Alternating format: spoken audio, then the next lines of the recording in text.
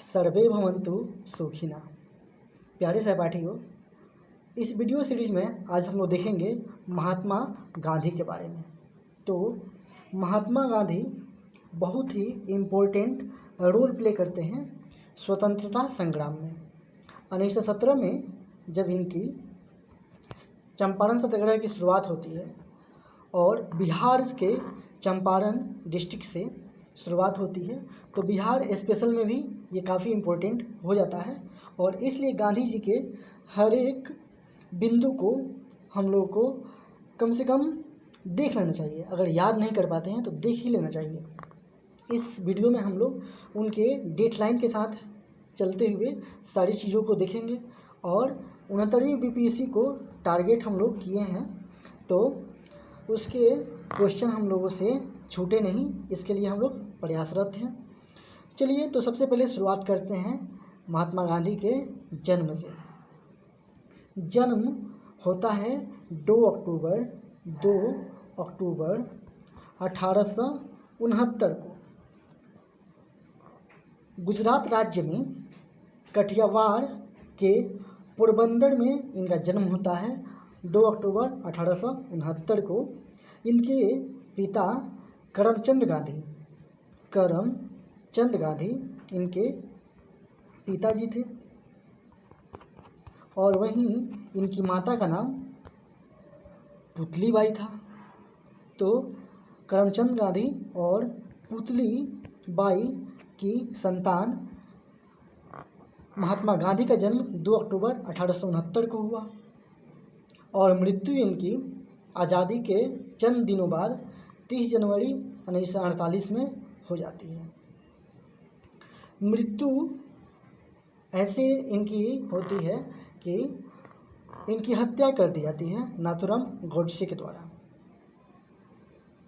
इनकी शादी होती है कस्तूरबा गांधी से और इनको 4 पुत्रों की प्राप्ति होती है, हरिलाल, मणिलाल, रामदास, देवदास। तो पत्नी का नाम इनकी कस्तूरबा गांधी। वहीं इनके पुत्रों की बात करें तो 4 पुत्र हुए। हरिलाल सबसे बड़े थे, वहीं इनके बाद मणिलाल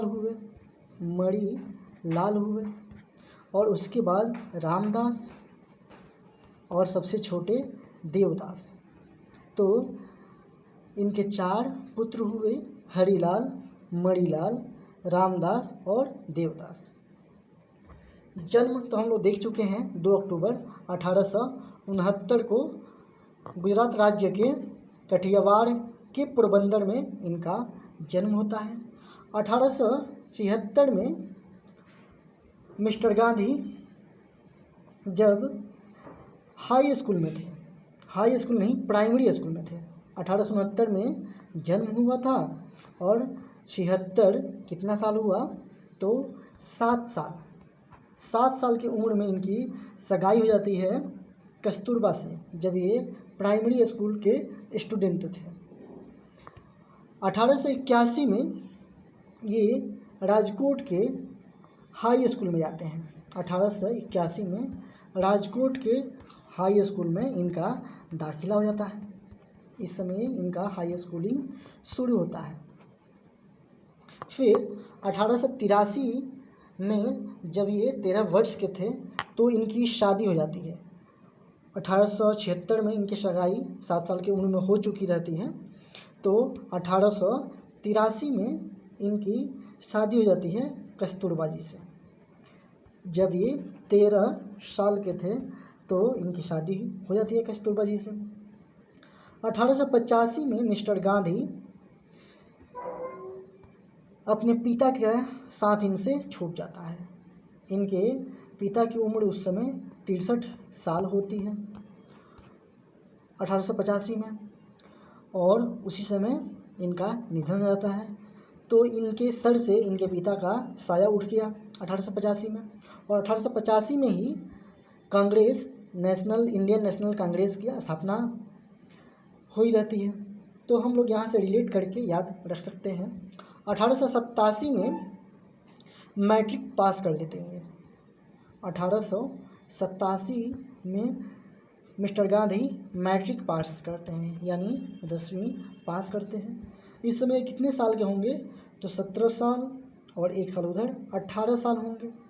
तो 18 वर्ष की अवस्था में मिस्टर गांधी मैट्रिक पास करते हैं और इसके बाद ये भावनगर के रामदास कॉलेज में प्रवेश करते हैं। तो 10वीं पास करने के बाद ये चले जाते हैं रामदास कॉलेज में। रामदास कॉलेज में इनका दाखिला होता है, लेकिन वहाँ पे ये एक सत्र के बाद ही पढ़ाई छोड़ देते हैं, यानी एक सेमेस्टर अभी की बात करें तो उसके बाद ये पढ़ाई छोड़ देते हैं। 1888 में इनको एक पुत्र होता है और उस पुत्र का नाम क्या है? हरिलाल। तो 1888 में इनको पुत्र धन की प्राप्ति होती है और इसी साल ये इंग्लैंड चले जाते हैं पढ़ाई करने के लिए। तो वकालत पढ़ने ये चले जाते हैं इंग्लैंड चले जाते हैं 1888 में वकालत करने। फिर 1891 में वहाँ जब इनकी वकालत की पढ़ाई पूरी हो जाती है वापस आते हैं। तो 1891 में वापस आते हैं, ये स्वदेश आते हैं पढ़ाई पूरी करने के बाद। फिर इसी साल इनकी माताजी का निधन होता है। तो 18 साल में ही माताजी का निधन हो जाता है। अब ये इन पे जिम्मेदारी आ जाती है, तो ये बम्बई तथा राजकोट में वकालत शुरू करते हैं, लेकिन ये चल नहीं पाता है। तो इसी साल ये बम्बई तथा राजकोट में शुरू करते हैं वकालत, जो चल नहीं पाता है। फिर 1893 में एक घटना घटित होती है। 1893 में घटना घटित होती है कि भारतीय लोग रहते हैं साउथ अफ्रीका में। तो साउथ अफ्रीका का कैपिटल है प्रिटोरिया। तो प्रिटोरिया पहुंचते हैं 1893 में। वहाँ मुस्लिम संप्रदाय के व्यवसायी लोग होते हैं और उन्हीं के केस लड़ने के लिए ये दक्षिण अफ्रीका में एक जगह है ट्रांसवाल पहुंचते हैं और वहीं से ये प्रिटोरिया पहुंचते हैं। फिर यहाँ पे 1893 में इनको रंगभेद का सामना करना पड़ता है। रंगभेद का पहली बार सामना मिस्टर गांधी को अफ्रीका में 1893 में करना पड़ता है। अब आता है 1894 का समय।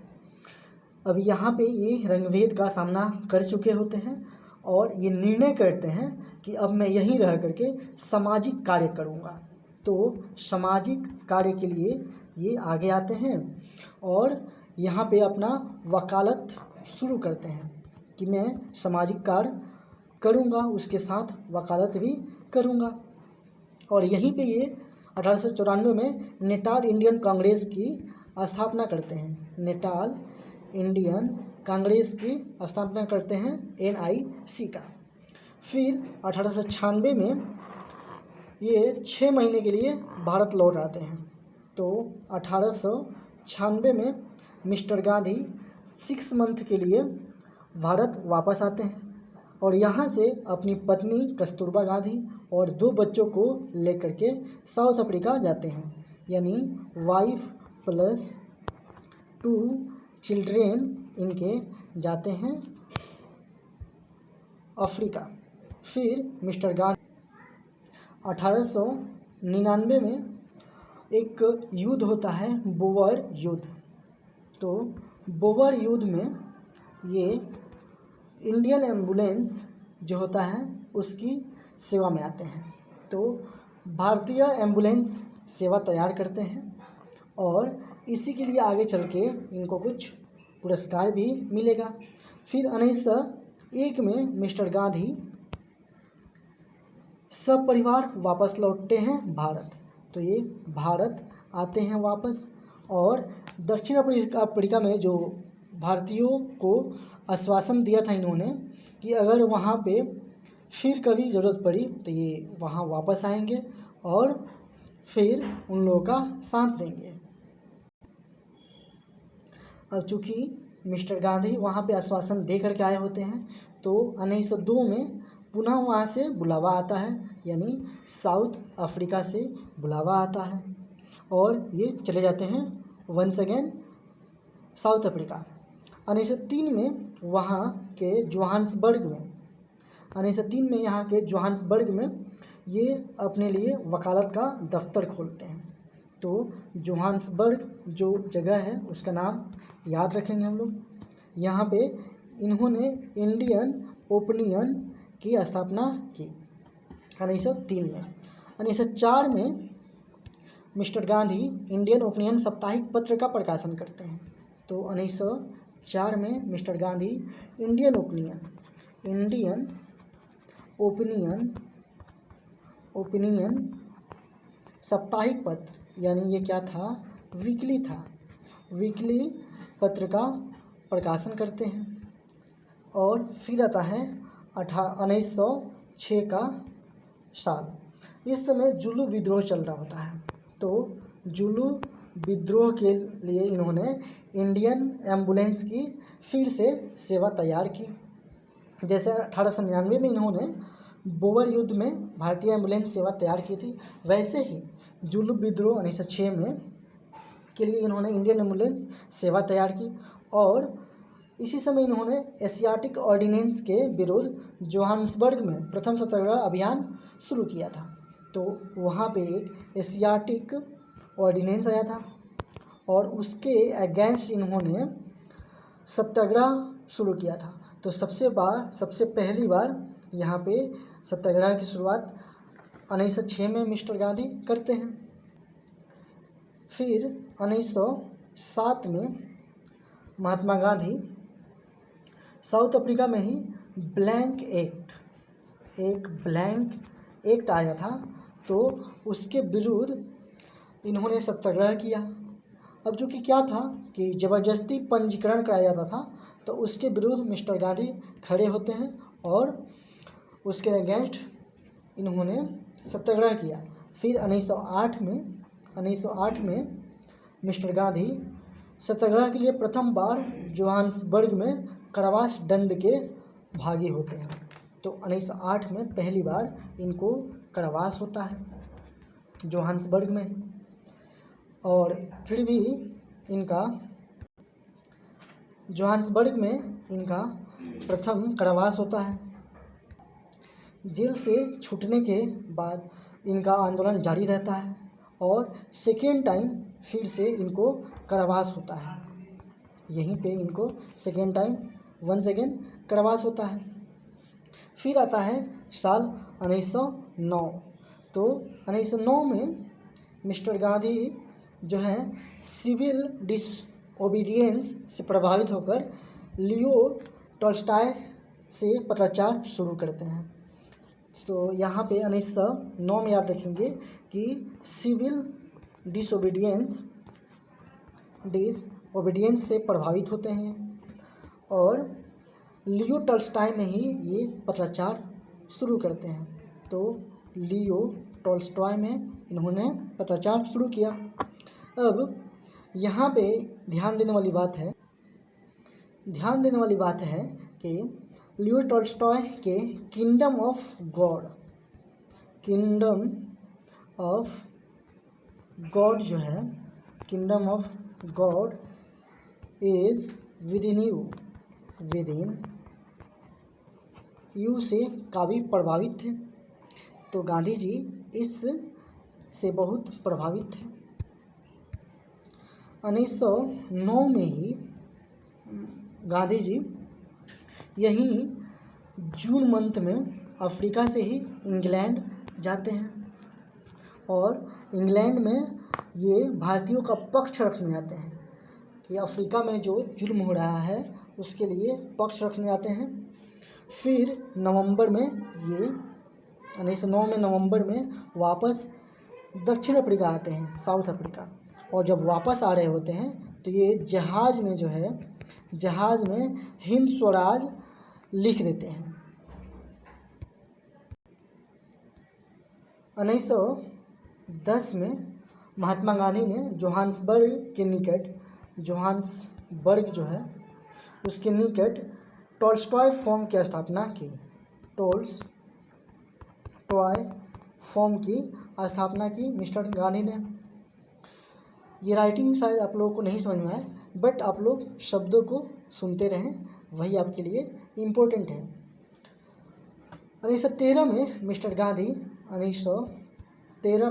गांधी रंगभेद तथा दमनकारी नीतियों के विरुद्ध सत्याग्रह जारी रखते हैं और यहाँ पे द ग्रेट मार्च का नेतृत्व करते हैं। द ग्रेट मार्च का नेतृत्व मिस्टर गांधी करते हैं, जिसमें 2000 भारतीय लोग शामिल होते हैं।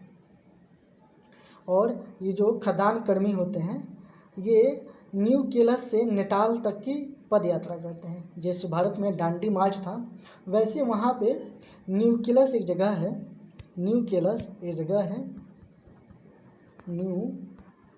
केलस, वहाँ से लेकर के ये नेटाल तक जाते हैं पैदल 2000 भारतीय।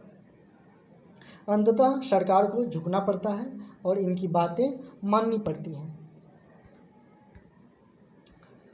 अब साल आता है 1914।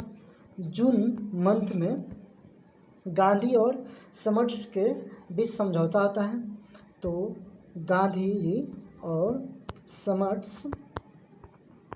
समर्ट्स के बीच समझौता होता है और इस समझौते के बाद मिस्टर गांधी वापस भारत आ जाते हैं। स्वदेश लौटते समय मिस्टर गांधी इंग्लैंड में एक भारतीय अस्पताल निकाय की स्थापना करते हैं, जिसके लिए वापस जाने पर उनको केसरे हिंद का स्वर्ण पदक दिया जाता है। तो 1914 में ही मिस्टर गांधी एक अस्पताल निकाय, हॉस्पिटल की स्थापना किए जाते हैं, हॉस्पिटल यूनिट की, जिसके लिए उनको मिलता है केसरे हिंद का स्वर्ण पदक। तो केसरे हिंद 1914 में इनको स्वर्ण पदक मिलता है। फिर 1915 में, अब ये बाहर ही हैं प्रवास के समय ही, लेकिन 1915 में महात्मा गांधी वापस भारत आते हैं और 21 वर्षों के बाद मिस्टर गांधी जनवरी मंथ में लौटते हैं भारत।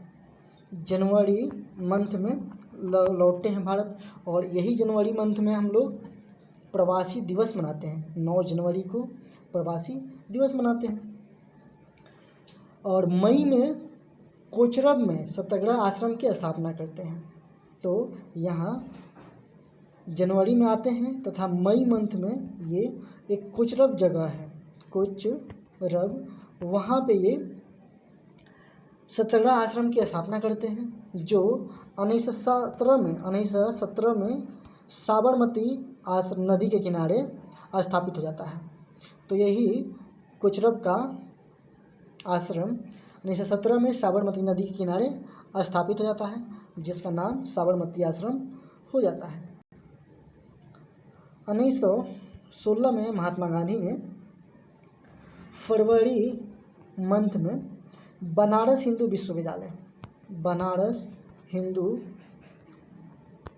विश्वविद्यालय के उद्घाटन में भाषण देते हैं।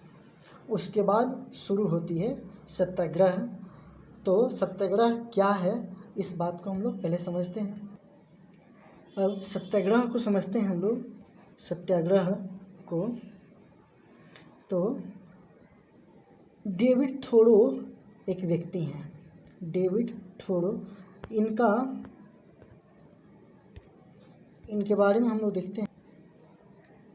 तो सत्याग्रह का जो विचार था, इसकी जो प्रेरणा थी मिस्टर गांधी में, वो डेविड थोरो के सिविल डिसओबीडियंस से तथा लियो टॉल्स्टॉय के kingdom of God is with in you और जॉन रस्किन की ऑन टू द लास्ट से तथा एमर्सन के विचारों से ली गई थी। अब ये जो है लियो टॉल्स्टॉय ने एक और चीज़ करी है, वार एंड पीस। तो वहाँ से भी कहीं ना कहीं इसमें मिस्टर गांधी को हेल्प मिला था। अब चूँकि इसका मतलब क्या होता है सत्याग्रह, तो सत्याग्रह जो है सत्य और अहिंसा पर आधारित है। इसमें सिर्फ सत्य बात और क्या बात है, अहिंसा की बात की जाती है। सत्याग्रह का शाब्दिक अर्थ है सत्य को पकड़ना। तो सत्य को पकड़ के रखना क्या कहलाता है, सत्याग्रह कहलाता है। गांधी जी इस बात से चिंतित थे कि सत्याग्रह को कैसे निष्क्रिय प्रतिरोध से अलग किया जाए, यानी जो चौरी चौरा कांड होता है वो इसी बात को लेकर के इनके मन में कोई बात थी, क्योंकि सत्याग्रह एक अलग तकनीक पर आधारित था जिसमें उपवास, हिजरत, बंदी तथा हड़ताल प्रमुख था। तो इसमें उपवास करने की बात, जैसे गांधी जी हमेशा जब कोई बात नहीं बनती थी तो उपवास पे बैठ जाते थे, अनशन पे, भूख हड़ताल जिसको कहते थे, बैठ जाते थे। हिजरत, बंदी तथा हड़ताल प्रमुख था। गांधी जी के राजनीतिक गुरु गोपाल कृष्ण गोखले थे। तो राजनीतिक गुरु की बात करें हम लोग तो गोपाल कृष्ण गोखले महात्मा गांधी के राजनीतिक गुरु थे और गोखले जी की सलाह पर ही 1915 से लेकर 1916 तक 2 साल महात्मा गांधी भारत भ्रमण पर निकले। इसके बाद 1917-18 में इन्होंने जो है तीनों जो प्रारंभिक आंदोलन थे उसका नेतृत्व किया, जैसे बिहार में चंपारण सत्याग्रह हो गया, खेरा सत्याग्रह हो गया, अहमदाबाद का सत्याग्रह हो गया। तो इन आंदोलनों को अब हम लोग देखेंगे। अब सत्याग्रह, चंपारण सत्याग्रह से संबंधित जो बात है, सबसे पहले ईयर याद रखेंगे 1917। इसमें 3/20 यानी 3 कठिया जो प्रथा थी उसको ख़त्म करने के लिए राजकुमार शुक्ल गए होते हैं लखनऊ अधिवेशन में और वहीं से इनको इनविटेशन मिलता है, आते हैं मिस्टर गांधी बिहार। यहाँ 25% जो है हिस्सा किसानों को वापस किया जाता है। यहाँ पे एक बात शुरू होती है महात्मा कहने की। तो रविन्द्रनाथ टैगोर ने इसी समय महात्मा गांधी को यानी मोहनदास करमचंद गांधी को महात्मा कहकर संबोधित किया। और यहाँ पे एक और क्वेश्चन बनता है कि बतख मियाँ जो रसोइया हुआ करते थे उनके विष जो है दूध में मिला के दिए जाने के बाद उनकी बातें होती हैं मिस्टर गांधी से और वे सारी बातें बता देते हैं। फिर ये जो किस्सा है वो चलता है आगे। इसके बाद हम लोग देखते हैं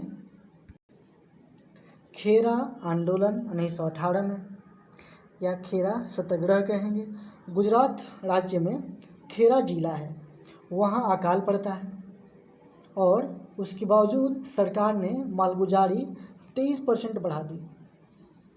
अब चूँकि किसान इतना सारा पैसा कैसे दे पाएंगे, फिर गांधी जी की सरकार से बात होती है और गांधी जी घोषणा करते हैं कि यदि सरकार कर्ज माफ़ कर दे तो सक्षम किसान स्वयं ही कर दे देंगे। सरकार इस बात को ध्यान में रखते हुए ये गुप्त रूप से अपने अधिकारियों से कहती है कि जो सक्षम किसान हैं उन्हीं से कर लिया जाए।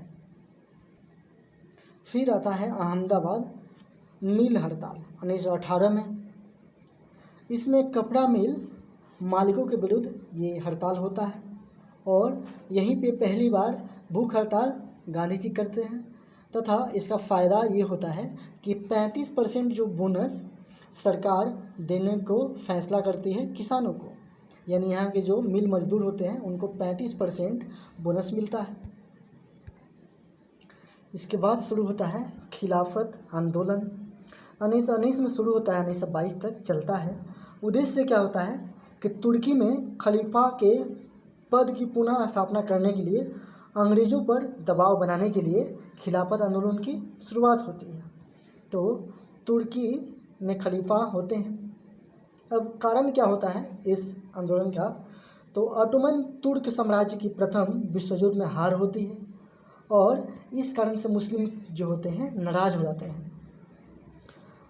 10 अगस्त 1920 को 10 अगस्त 1920 को सीवर्स की संधि या शेवे की संधि होती है। इसमें बहुत सारी कठोर नियम लागू की जाती है और अंग्रेजों द्वारा सुल्तान के विरुद्ध उकसाए जाने से अरब में विद्रोह होता है, जिससे भारत में जो मुस्लिम होते हैं वे लोग भी आहत होते हैं। अब चूँकि आगे बढ़ते हैं तो देखते हैं कि प्रथम विश्व युद्ध में ब्रिटिश सरकार ने क्या किया, तुर्की साम्राज्य का विघटन करने का निश्चय किया, जिसके कारण भारत में खिलाफत आंदोलन प्रारंभ हुआ और 17 अक्टूबर 1919 को अखिल भारतीय स्तर पर खिलाफत दिवस मनाया गया। तो 17 अक्टूबर का दिन याद रखेंगे हम लोग, क्योंकि इस दिन खिलाफत आंदोलन के लिए खिलाफत दिवस मनाया गया। फिर आगे देखते हैं हम लोग कि यहाँ पे जो नेता थे उनमें एक थे शौकत अली। तो शौकत अली ने मौलाना मोहम्मद अली के साथ मिलकर के खिलाफत कमेटी बनाई। तो मोहम्मद अली और शौकत अली का नाम इम्पोर्टेंट है, याद रखेंगे हम लोग। शौकत अली, इन दोनों ने मिलकर खिलाफत कमेटी की स्थापना की और यही अंग्रेज़ों के खिलाफ लड़ाई करने का मुख्य जरिया बना। अब चूँकि गांधी जी इस आंदोलन में इसलिए शामिल होते हैं क्योंकि ये हिंदू प्लस मुस्लिम एकता के लिए स्वर्णिम अवसर था, तो इसलिए गांधी जी इसमें शामिल होते हैं। जब मुस्तफ़ा कमाल पाशा के नेतृत्व में तुर्की के खलीफा की सत्ता समाप्त कर दी गई तो 1922 में यह आंदोलन स्वतः ही समाप्त हो गया। उसके बाद शुरू होता है भारत में असहयोग आंदोलन। असहयोग आंदोलन 1922 में शुरू हुआ और 1920 में शुरू हुआ और 1922 तक चला। गांधी जी ने उस समय रॉलेट एक्ट और मॉन्टेस्क्यू चेम्सफोर्ड सुधार में बड़ा आघात लगा गांधी जी को, क्योंकि रॉलेट एक्ट आया था, तो उसके बाद जालियांवाला बाग हत्याकांड और मॉन्टेस्क्यू चेम्सफोर्ड सुधार अधिनियम आया था। तो इन दोनों ने बहुत भारतीयों को निराश कर दिया। मुसलमानों ने भी एक खिलाफत कमेटी का गठन किया था जो खिलाफत आंदोलन के समय चल रहा था, जिसमें मोहम्मद अली और शौकत अली थे नेता। और यहीं पे खिलाफत आंदोलन के समय सबसे पहले जो मुस्लिम गिरफ्तार हुए वो थे मोहम्मद अली। तो प्रथम मुस्लिम गिरफ्तार होने वाले व्यक्ति मोहम्मद अली थे। अब यहीं पे गांधी जी समय की मांग को देखते हुए शुरू करने की सोची असहयोग आंदोलन। उद्देश्य था कि ब्रिटिश भारत के राजनीतिक, आर्थिक तथा सामाजिक संस्था का बहिष्कार किया जाए और शासन को मशीनरी जो थी उसको बिल्कुल ठप कर दिया जाए। और इस तरह से 1920 में राष्ट्रीय कांग्रेस के कलकत्ता अधिवेशन से इसकी शुरुआत होती है। तो कलकत्ता में इंडियन नेशनल कांग्रेस का वार्षिक अधिवेशन होता है और वहीं से शुरुआत होती है असहयोग आंदोलन की। बाद में दिसंबर 1920 में कांग्रेस के नागपुर अधिवेशन में इस निर्णय को स्वीकृति दी गई कि हाँ, ये असहयोग आंदोलन चलाया जाएगा। जनवरी 1921 में कांग्रेस द्वारा गांधी जी के नेतृत्व में ईमानदारी पूर्वक असहयोग प्रारंभ किया गया। तो जनवरी 1921 में इसको अगर ओरिजिनली देखें तो जनवरी 1921 में इसकी शुरुआत होती है गांधी जी के द्वारा। अब सफल बनाने हेतु क्या काम हुए, तो सरकारी उपाधियों, वैतनिक तथा अवैतनिक पदों का त्याग किया गया। सरकारी उत्सवों अथवा दरबारों में शामिल नहीं होने का निर्णय लिया गया। सरकारी एवं अर्ध सरकारी स्कूलों का बहिष्कार किया गया। 1919 के अधिनियम के अंतर्गत होने वाले चुनावों का बहिष्कार किया गया। सरकारी अदालतों का बहिष्कार किया गया तथा विदेशी माल का बहिष्कार किया गया। इस समय वायसराय होते हैं रीडिंग। तो गांधी जी इनको एक खत लिखते हैं कि अगर सरकार का रवैया यही रहेगा तो आगे से हम लोग कर जो है स्टॉप कर देंगे ही नहीं। ऐसे चलता रहा। फिर क्या होता है कि आंदोलन अब समाप्ति की ओर कैसे बढ़ता है। तो गांधी जी ने कहा था कि आंदोलन जो है पूरी तरह से अहिंसक रहेगा, लेकिन फरवरी 1922 में चौरी चौरा का कांड हो जाता है। तो 5 फरवरी का दिन सब लोग याद रखते हैं। 5 फरवरी 1922 का वो दिन जब चौरी चौरा कांड होता है।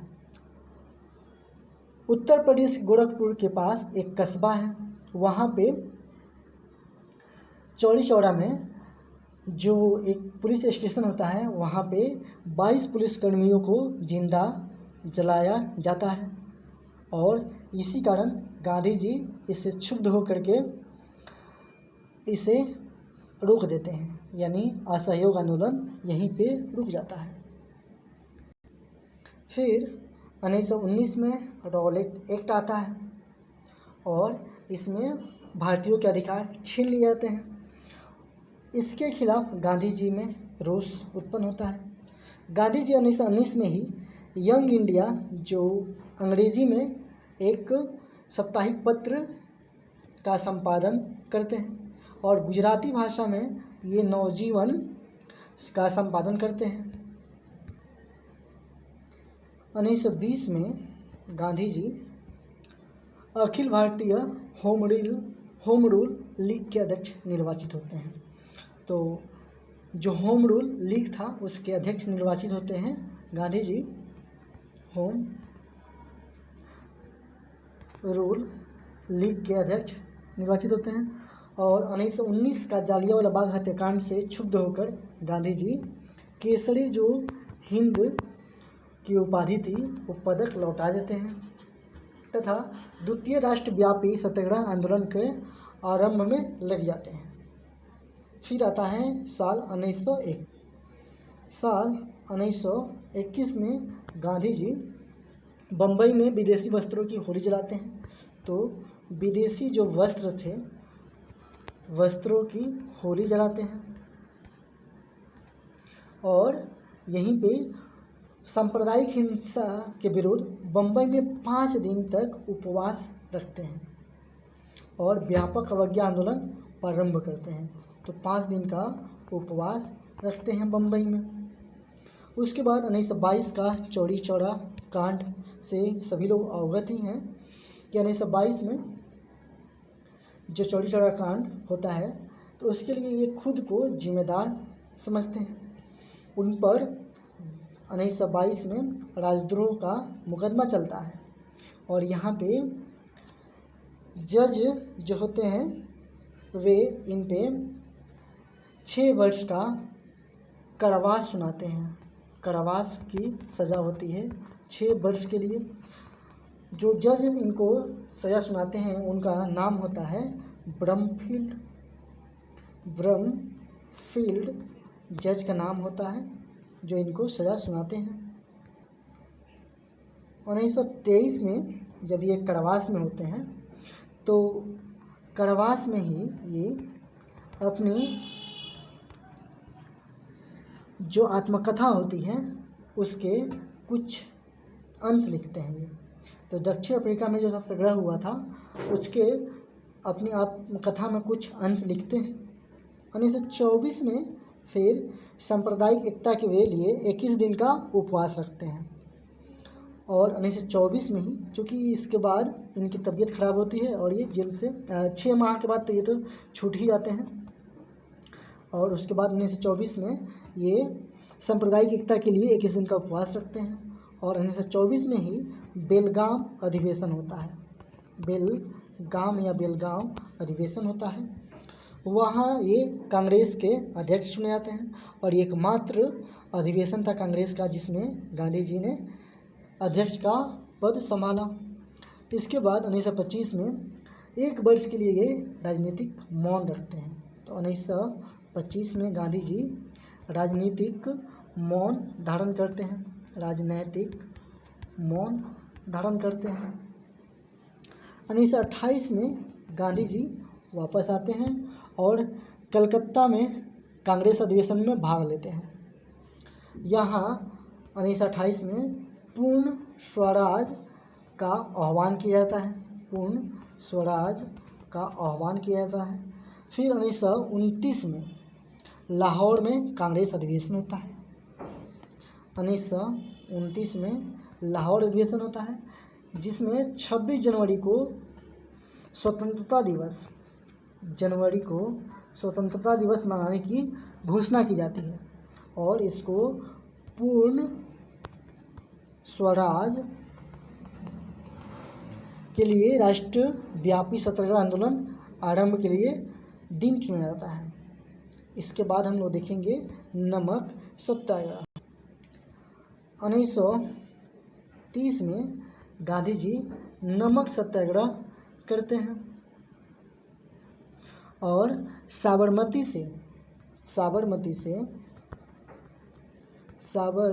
से डांडी तक का ये मार्च करते हैं, पैदल यात्रा करते हैं और सविनय अवज्ञा आंदोलन की शुरुआत करते हैं।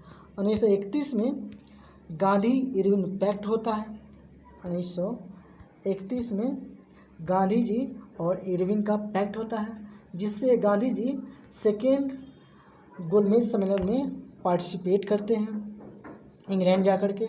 वापसी में ये महान दार्शनिक होते हैं उसमें रोमा रोला से मुलाकात करते हैं